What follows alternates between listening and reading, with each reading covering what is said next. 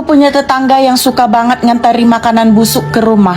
Jadi dulu ada tetangga baru yang ngontrak di sebelah rumah aku. Orangnya baik banget, ramah dan mudah bergaul. Tapi entah apa tujuannya, dia suka banget nganterin makanan busuk ke rumah aku. Dan itu nggak hanya terjadi sekali dua kali, bahkan hampir setiap hari. Bukannya nggak menghargai niat baiknya, tapi kenapa sih harus makanan busuk yang diantar ke rumah aku? Jadi dulu hari ketiga dia pindah kontrakan ke samping rumah aku, dia ngantar bubur kacang ijo 1 mangkok. Dan buburnya itu langsung aku masukin ke dalam lemari.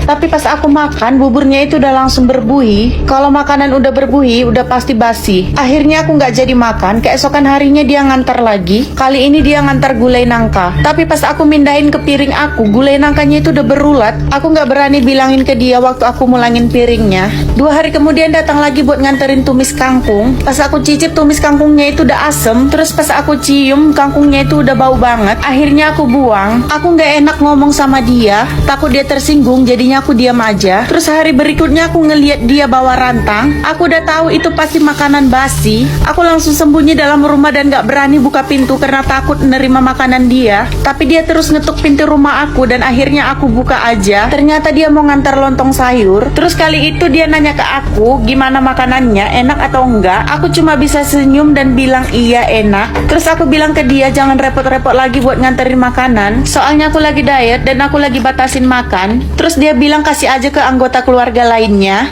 Terus dia bilang kalau dia juga lagi diet sama kayak aku, makanya dia lagi batasin buat makan. Dan di rumahnya itu jadi sering banget banyak makanan sisa. Dia bilang gak mau buang karena takut mubazir, makanya itu dia bagiin ke tetangga. Aku mau bilang ke dia kalau makanan yang dia bagi itu selalu basi, tapi aku gak berani buat ngomong, takut dia tersinggung. Keesokan harinya dia datang lagi bawa rantang. Padahal kemarin aku udah bilang untuk gak bawa makanan lagi, soalnya aku gak bisa makan banyak. Tapi dia tetap aja nganterin makanannya. Kali ini dia nganterin tumis kacang panjang. Dan seperti biasa pas aku buka tutupnya, bau busuk makanannya langsung menyengat. Padahal gak mesti dicium, dari bentukannya aja udah ketahuan. Udah ada kayak buih-buih gitu di makanannya. Akhirnya aku buang. Tapi hari itu dia lewat dari belakang rumahku dan ngelihat makanannya itu dibuang. Kalian tahu dia bilang apa? Dia langsung datang ngetuk pintu rumah aku. Dia nggak segan-segan buat nanya kenapa makanannya dia aku buang. Aku ragu buat ngejawab dan takut dia tersinggung. Tapi karena dia marah ke aku, dia bilang dia aja nggak tega buat buang makanannya. Maka dari itu dia ngasih makanannya ke aku, tapi aku malah tega-teganya buang makanan dari dia. Terus aku bilang ke dia kalau aku udah makan sedikit dan yang dibuang itu cuma sisanya. Dia marah dan bilang walaupun sedikit kita nggak boleh buang-buang makanan. Terus dia bilang dia udah bela-belain ngasih ke aku daripada tetangga yang sebelah rumahnya, tapi aku malah nggak berterima kasih dan buang makanannya gitu aja. Mendengar itu aku sakit hati banget dan aku langsung ngomong ke dia, ya udah lain kali kamu kasih makanannya ke tetangga sebelah rumah kamu aja, nggak usah ke aku. Terus dia bilang justru karena aku itu ngerasa lebih dekatnya itu ke kamu. Setelah itu aku langsung bilang ke dia bukannya aku nggak mau makan makanan yang dia kasih, tapi makanan yang kamu bawa itu selalu basi. Terus kalian tahu dia bilang apa? Gak mungkin lah dalam sehari makanan itu basi. Orang aku masaknya baru kemarin pagi. Aku pun terkejut dan baru tahu kalau ternyata selama ini makanan yang dia kasih ke aku itu makanan kemarin. Benar-benar tega dan gak tahu entah apa tujuannya. Oh ya bunda-bunda, aku mau kenalin ke kalian minyak telon dari Nafila ini. Ini aman banget untuk baby yang berkulit sensitif. Cara makainya juga gampang banget. Tinggal diolesin aja 5-10